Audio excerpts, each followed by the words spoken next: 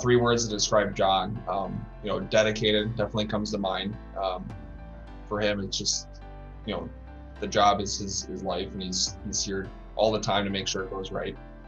His knowledge of the profession, it's remarkable how much he knows about the building and the ins and outs of it, and we rely on him a lot for that. And this is dependability. I mean, he can work on a project, and we know it's going to be done properly and the right way, and the way that will set us up best in the future. So, when I think about his expertise in the field, not only does he have that, but he shares it as well with the community, with our district, with other professionals in the field. And so that's a great example of him just giving back to WASBO as an organization.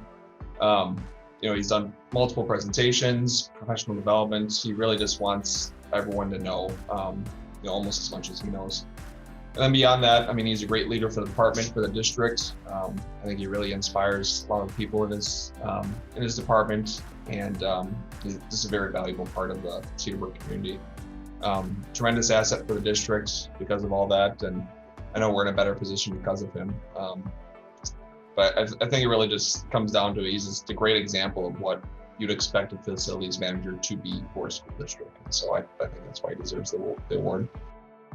This award acknowledges the value and need to recognize outstanding school facility managers in Wisconsin. The 2021 award goes to John Koster. John is being recognized for his leadership in his district and the profession, and his commitment to improving his community.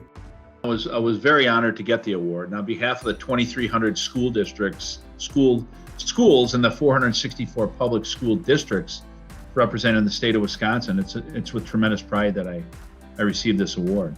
It's really a reflection not just of myself, but my staff, and a reflection on our district. I've been in the industry for quite some time, and there's endless people I'd like to thank, but first of all, the people who nominated me, they did a tremendous amount of work. When I saw the letters, I was taken aback by some of the comments that were made. It was really something special. But I'd also like to thank WASBO, my peers, our school board, our staff. And I guess you always have to end with this, but last but not least, my wife for tolerating me for the last 25 years for sure, in the Cedarburg School District, and putting up with a little bit of the insanity that goes along with being a facilities director.